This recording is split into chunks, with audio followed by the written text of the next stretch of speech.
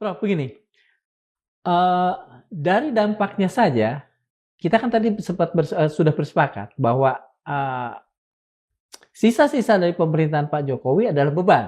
Ya, Kemudian, dia masih lagi dengan deal apapun yang tidak kita tahu karena, ya. kita tidak bisa, membicarakannya adalah dia masih memberikan beban dengan kabinet yang sangat gemuk.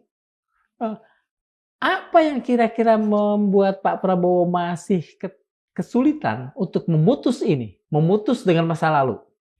Nah, itu yang susah sekali kita duga. Tapi dari beberapa sumber yang mengatakan kepada saya, kayaknya ada semacam komitmen-komitmen, bahkan tertulis katanya, Oh, antara Pak Prabowo dengan Jokowi. Dan itu mengikat mereka. Nah, oke. memang ini ada masalah psikologis sedikit. Iya. Psikologis politis ya. Jadi dibangun satu persepsi yang Anda bisa cek kebenarannya, tapi itu mungkin juga benar, seolah-olah memang kemenangan Prabowo dalam Pilpres kemarin itu Mhm. ya antara lain adalah hasil kerja Jokowi dan timnya.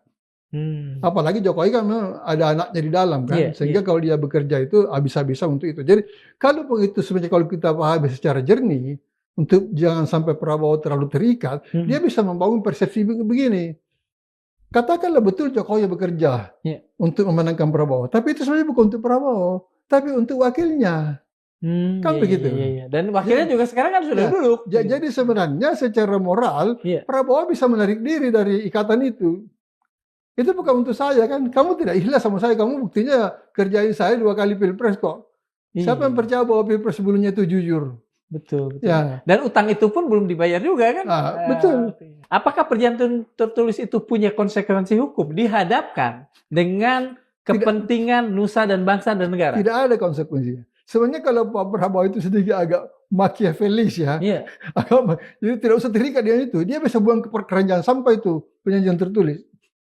Kalau dia mau kencang sebagai kalau mengerti betul spirit kekuasaan. Kekuasaan terbatas waktunya, Pak. Iya. Terbatas waktunya, terbatas ruang geraknya.